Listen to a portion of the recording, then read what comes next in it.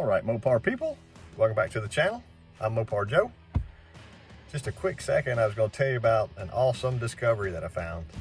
A lot of machine shops out there, the majority of them are Chevrolet or Ford guys. It just seems like it.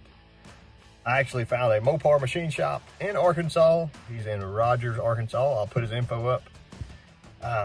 He reached out to me, found the channel, and I mean, we just got to talking and have talked and talked. We're thick as thieves now, so he's gonna help me out on some builds, kind of show me some processes of machining, stuff that I need to know, make my builds better and make the channel better. So if I can learn something cool and show it to you, I will. But he let me come tour the shop, talk to him. I got some awesome pics to show what he's got going on there. And yeah, working on a 508 stroker build right now for a guy. They got the Trick Flow 270 heads out for it to go on there.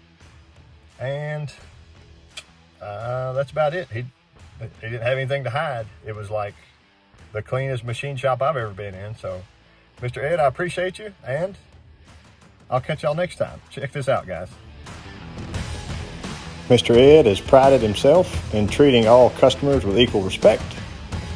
Every one of their engines is important to him, regardless of the make.